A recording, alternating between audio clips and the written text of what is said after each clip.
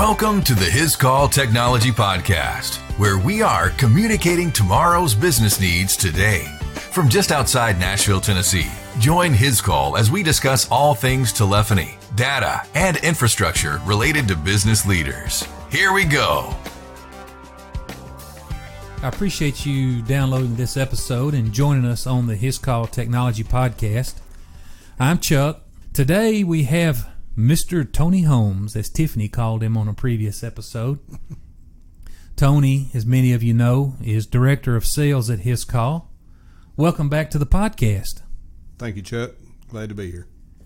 It's been a couple of months since you and Tiffany were here talking about HTS 2019.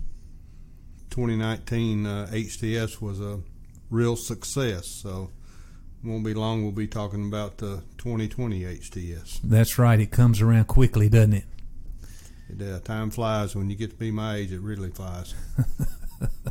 I'm gaining more appreciation for that, Tony. You can't catch me. Hey, Tony, how's your sales team doing this year? Doing pretty good, Chuck. Can't complain. It's the old saying goes, it could always be better. We've kind of had a changing of the guards in the sales teams. Things have changed over the last several years. 12 years ago when I came to work for Hiscall, I would look on the sales board and I'd see what all these people sell, and I'd wonder, whew.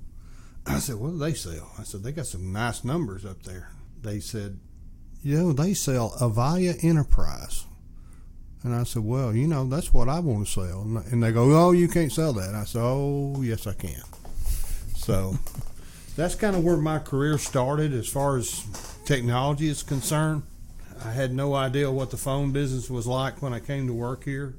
Over the past 12 years, it's changed tremendously, and so has Hiscall.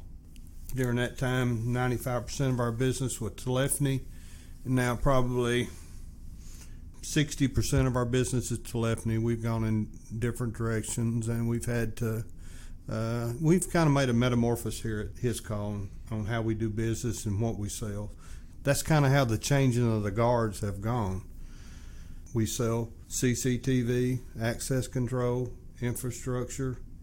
That kind of business now is viable. It's doing well. Some of the people that are in our sales department have made the change and realized, hey, if I'm going to be successful and continue to be successful, I've got to change the way I sell and what I sell and what customers I sell. This year, right now, Tom Ward's been with us for, I think, around 14 years, 15 years, somewhere in that neighborhood. Tom has always been close to the top, but this year he's kind of running away with the sales. I asked him the other day, I said, Tom, how much of your business is telephony? And this year, probably 30% of his business has been telephony. The rest of it has been infrastructure, AV, nurse call, you name it, he's done it. And that's the new type of salesperson we're looking for, that can sell a variety, that understands all the products we sell. And finding good salespeople is hard. I tell you, Chuck, I found me a ringer in East Tennessee. Yeah, I'm real excited about your new sales executive over in East Tennessee, expanding our reach and getting some depth over there. And I have already completed some quotes and excited to see what she's going to do over there. Yeah, Diane Esteban lives in Johnson City. She's done an excellent job. It's been good. I mean, the market in East Tennessee is really growing. We do have an office in Knoxville, and we just need more business in that area. We need more coverage, and finding good people that can do it is one thing. And I think I found a ringer, as they say. I think she's going to be good. Yeah, I agree with you. She's I've enjoyed talking to her and working with her so far. You've got some big deals working right now. There's some big projects. Ken sold a huge paging project to one of the largest hospitals in Nashville. We've got some other hospital work going on. Our infrastructure team is, they're covered up. Yeah, they're slammed. Did you say a big hospital paging job in Nashville? Another big hospital job going on in Middle Tennessee. There's prospects right now for several more. We're pretty versatile. We have a good infrastructure department. They do an excellent job, and if anybody ever does business with us one time, they'll realize I'm not going to be the least expensive, but the quality of work will surpass anybody in the state in my book.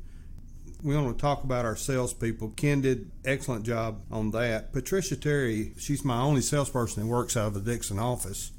Patricia is kind of like Tom. She has a wide variety of customers.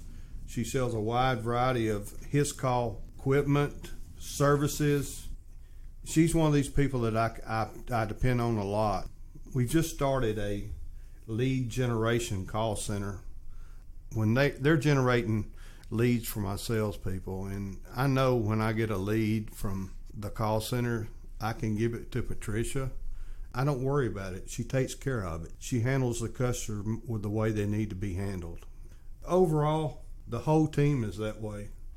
I have 7 outside salespeople. I could use a couple of more. It's exciting to see what's going on here, how the business is evolving, bringing on new sales executives, lead generation call center up and running. It's all good stuff.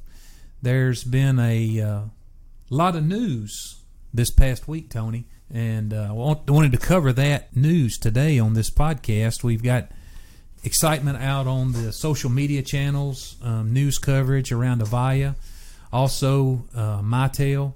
For the past couple of months, there's been rumors and speculation about Avaya's future and what's going to take place. You know, it could be acquisition by Mitel. They were in talks with RingCentral, and then last Thursday, you and I were down in your office, and Gary Luffman came in. We began talking about the stock price, and we noticed that the Avaya stock had a jump that afternoon, and we knew some news had come out. Avaya had just made a big announcement in partnership with RingCentral. And let's talk about that today. It's been well received, generated a lot of activity on the social media channels, like I mentioned, and the market responded well. Avaya and RingCentral stock jumped. So let's discuss some of the details of that deal. I wish I could tell you.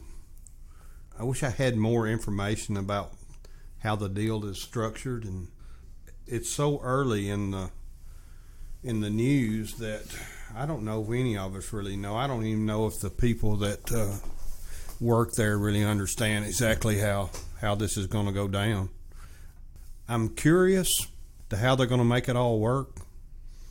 You've been in this longer than I have. What's your take on it, Chuck? What do you think? Well, I mean, time will tell for sure, right? So what has happened is it's not a merger, it's not an acquisition. RingCentral didn't buy Avaya, they didn't merge, but they did enter into a strategic partnership, and they are going to co-develop a cloud platform called Avaya Cloud Office. I see that sometimes as Avaya Cloud Office by RingCentral or just ACO. They're going to make that available the first quarter of 2020, and it will not be a reseller agreement. It will not be just a rebranding of RingCentral's cloud platform, but it will be an Avaya product that will have unique features for Avaya, and it'll support the Avaya handsets. Avaya needed to do something. They had made several attempts in different scenarios in generating some cloud solutions. They had mostly powered by Avaya, using Avaya solutions, relying upon the distributors, partner community to leverage the Avaya software and build out their own cloud. They also did some stuff with Google, and they had some success with it, but it wasn't taking off, I don't think, like they wanted. This gives them right off the bat a multi-tenant UCaaS offer for Avaya customers. They talking about having migration options for existing customers, leverage existing investments, and some tools that will help them and aid them to get to cloud for those that want to. We'll have to see what happens, won't we, Tony? We will, Chuck, and I think Avaya had been under the kind of behind the eight ball on the cloud situation, so possibly this is a route for them to go that direction, because to me that seems like where everybody's wanting to go, whether it's telephony, whether it's data. It seems like every time we turn around, somebody wants to put something in the cloud, and some of it I understand and some of it I don't understand. I was in a meeting yesterday with a cloud call center company, and they said that 87% of all call centers are still premise-based. Cloud is a buzzword. Cloud attracts a lot of attention, especially because it's an OpEx expense. It's a lot easier for a company to get the OpEx money instead of the CapEx money, because sometimes the CapEx expenditures, they're so big on the front end, it's hard to get them approved. And then down the road, do they know where they're going to be with what they're buying? You think how fast technology is changing now, Chuck. You're locked in for 5 years on a product that in 2 years may be obsolete. And I think a lot of people are thinking, if I can take it to the cloud, I can eliminate some, I can grow better. Let's put it that way. They think they can anyway, but in the long run, if you put a pencil to it, it's still, if you buy it, it's going to be less expensive than putting it in the cloud. I'm not a CPA, and I can tell you that pretty quick. We're living in a different world, and we don't know exactly where this is going to take all the telephony to. We've got our own cloud, got trials out. We're selling some. Works great. I've had no complaints, and everybody that's got it likes it. We felt like it was just better if we did it ourselves, not to have to go through a third party to make it happen. I think we got a real good product. I think it's going to be kind of a wave of the future for Hiscall. There are going to be, we know from what we read and what we see, that there are going to be some customers that are going to move their communications to the cloud. Hiscall had to have an offering. We couldn't find exactly what we wanted to go to market with to best serve our customers, so we developed the Hiscall Cloud. And, we're doing some great demos. We've got some really good trials going. We've got some customers signed up already. I'm real excited about that. I am too, and I am for a reason. I have got control of it if it's at Hiscall, and I don't have to worry about somebody else. I think we're on the right path, but hey, there's still a lot of business still out there now in the premise world. People are there. We have not said, okay, we hadn't raised the white flag and saying, okay, we're through with the premise-based phone equipment. We're still there. We're still working. We're still going strong at it. I don't see it disappearing anytime soon. I think the Avaya platform, they're going to take some of their platform to the cloud. There's still a big demand for their product out there that's premise-based. That's not going to change. That's with every manufacturer, and we sell 4 different manufacturers right now. Avaya, Mitel, ShoreTel. It's hard for me to not say ShoreTel when I say Mitel because I'm used to selling ShoreTel. NEC and Sangoma. And they all have their place. They all do different things. I feel like at times that we can take people down the right path, but we have to be able to tell our story. And if we don't tell our story, nobody understands. And that's why it takes good salespeople to tell the story. You've got to ask good questions. You need to understand what it is that your customer needs, what are their pain points, and how can you solve that for them. That could be a cloud solution, could be a premise solution, and it could be, best suited for one manufacturer over another. And, you just really need to have those good conversations and establish that trust relationship with the customer, that they know you're going to put in front of them what works best for them. That's one reason working at Hiscall, I most appreciate the broad portfolio that we have. If all I've got's one product, I'm going to try my best to make that fit in who I'm trying to sell to. Well, I know I had one product. Well, we've been in a heap of trouble, as I would say. You know what I that's mean? a true statement. That's right. Gary Luffman's he's always had an open mind. He thinks out of the box a lot of times. He sees things sometimes that we don't see. I appreciate that, and I think everybody here appreciates that. We're a lot different than a lot of telephony companies out here because we don't have all our eggs in one basket, and I'm lucky I'm here. I have appreciated the opportunity over the last 10 years to be the director of sales. It's a changing world, changing time every day. It definitely is a changing world. Speaking of change, let's move over to some other news that caught me off guard. I don't know if you had any thought of it being announced, but it caught me completely off guard. So shortly after, the Avaya announcement was on Thursday, and then was it Monday of this week? It was Monday morning about 8:25. Okay. Tell me what you heard Monday morning about 8:25. That was about the sales call, wasn't it? It was during the sales call on Monday morning, and I read where Rich McBee had, did he resign as CEO of Mitel? Yeah, that's what I understand. He's going to a different opportunity or whatever, right? Different technology, or so he's moving on into another role as I don't know. We don't know what that is or where it is, but Rich McBee, for you that don't know, has been the president CEO of Mitel for a long time. Yeah, I read that he was appointed president CEO in 2011. He's led Mitel's industry consolidation strategy through how many acquisitions? I don't know, 10 or 12 or more or something. I mean, it seemed like they were acquiring anybody and everybody in the telephony business there for a while. And I think they were wanting to buy you in the worst kind of way.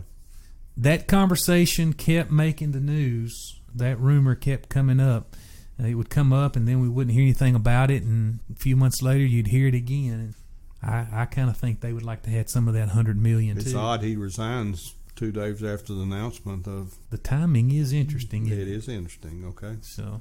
But I'm not a wizard or a soothsayer, so I don't know what's going on there. So they, along with Rich McBee's announcement that he was moving on, they have already named new president CEO, Mary T. McDowell. She's a former Polycom CEO. She led the company through the successful sale to Plantronics in 2018. Plantronics and Polycom have rebranded earlier this year to be Poly. I had a look at her LinkedIn profile, and it says on her LinkedIn profile that she delivered the first revenue growth in over 6 years at Polycom. I saw that. But she also held some senior leadership positions at Nokia, Hewlett-Packard, and Compaq. So she's been around the technology industry. She has. What do you expect from the new CEO? That's a open-ended question because I don't know what to expect. I don't know what to expect from anyone anymore. Just to be honest with you. You know what I expect? Pretty much what they said in the announcement. She's there to take them to the cloud. Do we not hear that from everybody we talk to? We hear that from everybody we talk to. We're going to go to the cloud. Yep. Let's go to the cloud. You and I could talk about the cloud. Till the dogs come home. It's just a different world. It is a different world, and it's changing quicker than we can take it in a lot of times. Tony, really appreciate you joining me again today. Thank you for your support on the podcast. Chuck, I've enjoyed every minute of it. It makes me bad nervous sitting here and talk to you. My problem is I don't know what I'm going to say, okay? I don't know whether it's good or bad. I am what I am, and I think everybody that knows me, I don't hold back. If I have something on my mind, I'm going to tell you about it. Well, I appreciate the conversation. Thank you guys for downloading. Really appreciate every opportunity you take to join us here on the show. As we wrap up today, we'll close out as always. Don't be afraid, only believe. Thanks for taking the time to listen to the Hiscall Technology Podcast. Subscribe to this podcast so you can stay up to date with today's business communication trends. To learn more about Hiscall solutions for your business needs or to listen to previous podcasts, visit us at our website, hiscall.com.